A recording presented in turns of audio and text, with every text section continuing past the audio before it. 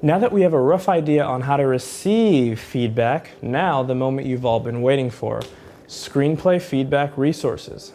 Number 1, screenwriting competitions. So feedback filter, what is the primary purpose of my rewrite? It's always going to be the same answer, broadly. To strengthen the prevalence of my controlling idea, to strengthen the prevalence of my central conflict. All right, it's done. You've completed your screenplay. Finally, it took you long enough. After writing and rewriting, you finally built something that you're proud of. And now, let's tear that baby down. Hello everybody, Alan Northern here giving you filmmaking tips and tricks.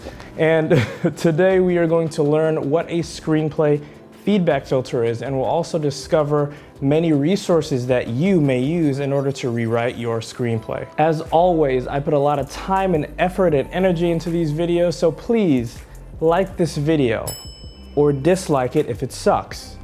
Like this video now, and then you can choose to dislike it later. Sound good? All right, let's get started. Before getting to those screenplay resources, I wanted to discuss a few best practices when receiving feedback. Now that you've opened the feedback floodgates of Valhalla, you are basically telling people, I am ready. Do your worst. So before that happens, you are going to be in need of a feedback filter. If you're ever getting feedback in person, do not respond then and there. Just thank them and tell them you need to run it through your handy dandy feedback filter before you respond. With script feedback, I know sometimes when you get the feedback and criticisms, it could feel like they're coming for the jugular. And that's because sometimes they are. So you gotta prepare yourself and just calm, woosah. Just stay strong and don't break. Don't go crazy on them. They're trying to help.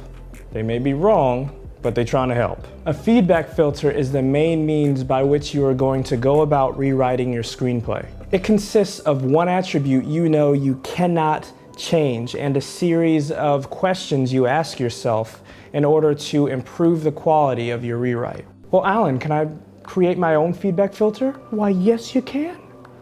Of course you can. But I highly recommend that you utilize the framework I'm discussing as a jumping off point. With respect to feedback, there's only one concept, scratch that, 2 concepts you should safeguard. Everything else, fair game. Can anyone guess what these 2 things are? They're related to each other. That's right, your controlling idea and central conflict. Once you have worked your behind off to figure out and nail down what these things are, everything else in your story kind of then is grown from that, if that makes any sense. And if you don't know what these concepts are, before you finish this video, take a look at this video, and or this video. Guarding your controlling idea in central conflict. What does that mean? If you obtain feedback that goes against your story's values, that goes against what your controlling idea is subliminally telling each and every character what's right and wrong, then do not listen to that feedback. What are you talking about, Alan? Is this the Krusty Krab? No, this is Patrick. Is this the Krusty Krab? No, this is Patrick. Is this the Krusty Krab? No, this is Patrick. I'm not a Krusty Krab. For instance, let's take a look at Shazam. Controlling idea of Shazam. Embrace the individuals who outwardly demonstrate their love for you and you'll find yourself a family. Central conflict of Shazam. Billy Batson struggles to embrace his new family as he holds on to the idea of his mother's love. So this right here though, seriously, no, that was stupid. This is where all of the story's logic flows from, and we've just identified it. If the hero or any character does something that operates outside of the realm of these values or rules that you've set up for your story, this character, unless he changes his act, will ultimately fail by the end of the film. Right now, I'm going to give some really bad feedback for the movie Shazam, so be forewarned. This is bad feedback. Billy Batson should not give up on his mother. She is his blood and deserves another chance at redemption. This will strengthen the main character's likability as he shows how forgiving he can be towards those who ailed him. He should be trying to build a stronger relationship with his mother and organically rebuild that connection between them. This will get him out of the foster home. As they start building their relationship, Dr. Savannah should kidnap his mother, and then Billy rescues his mother, and as a result, he solidifies the newfound love his mother has for him. No, no, no, no. This is all wrong on so many levels. This was so hard for me to say because that was the worst feedback imaginable. So anytime you receive feedback, you need to examine what the logic is behind that feedback. You've got to determine whether the feedback you're receiving is congruent with the theme and the logic that you set up in your story. So just think to yourself, what are the logical values my story holds dear? Taking feedback can be extremely difficult if you haven't nailed down what your controlling idea is yet, because you won't have anything but your instincts telling you rather the feedback is good or bad. And you do not want to rely on your instincts, especially when you're starting out. Here's what Robert Mckee has to say about instinct.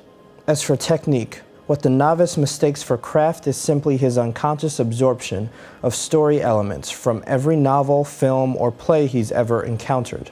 As he writes, he matches his work by trial and error against the model built up from his accumulated reading and watching. The unschooled writer calls this instinct, but it's merely habit and it's rigidly limiting.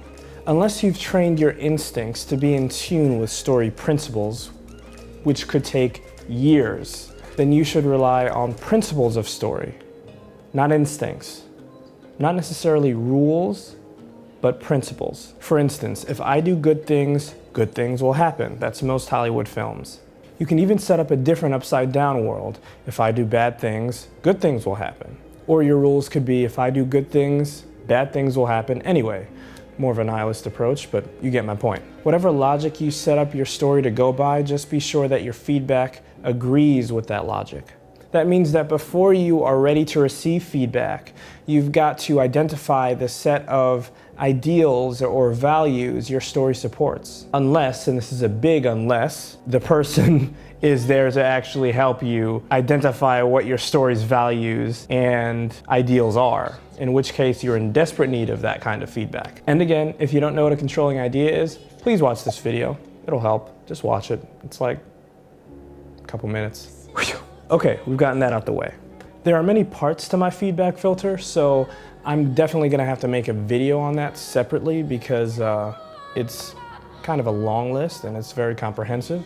So you'll have to subscribe to see what it is.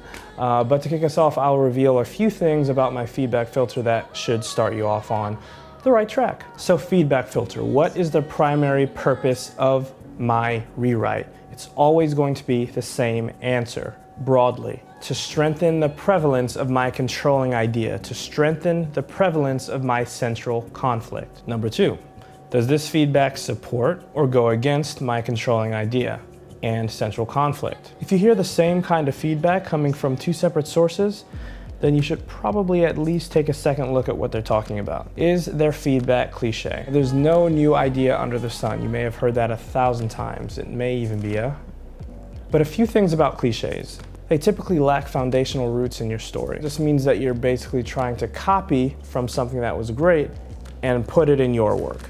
It's not going to work because it's their work. It's not your work. So it worked really well for that film, but it's not necessarily going to work really well for your film. Most cliches occur because they lack detail. Lack of detail and specificities in your characters, their motivations, their surroundings, their circumstances, etc. The biggest idea that I wanted to get across is that you just don't want to rewrite for the sake of rewriting. The rewrite should serve a purpose. This filter and this filter alone will be the main resource you utilize to honestly improve your screenplay, so that your second version is better than your first version, and so that your third version is better than your second, and so on. Now that we have a rough idea on how to receive feedback, now the moment you've all been waiting for, Screenplay Feedback resources.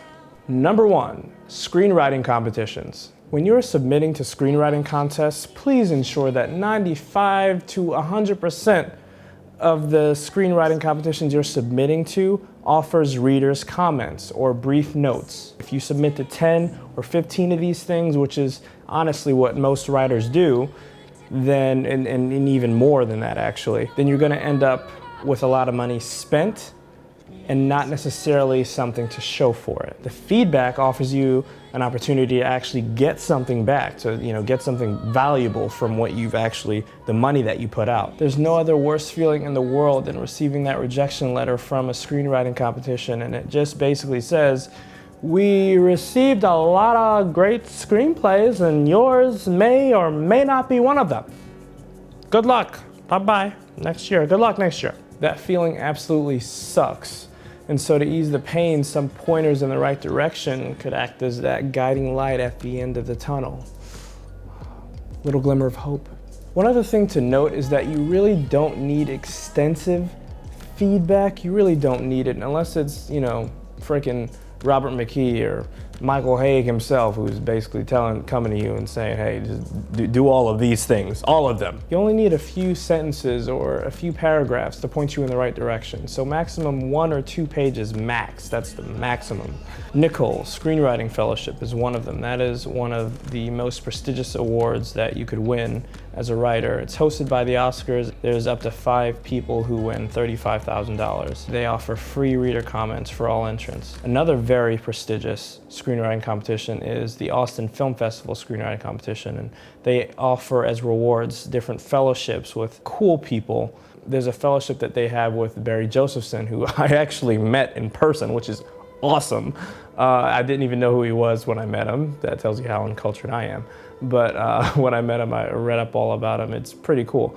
So that's one of the fellowships that you earn once you win that screenwriting competition. They also offer free readers' comments. Slam Dance Screenwriting Competition, they offer free readers' comments as well as other perks and prestigious awards. Blue Cat Screenwriting Competition, that's another one. They offer $10,000 to the best feature film and also free readers' comments. So that's the first means by which you could acquire feedback. Secondly, there are coverage services that you could go to and they will cover your screenplay.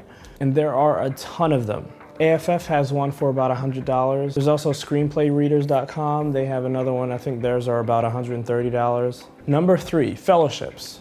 Fellowships are another great opportunity to get a lot of cool feedback. There are many writers fellowships out there, although they're very competitive. Once you get it, they take you into the fold and they help develop you and train you.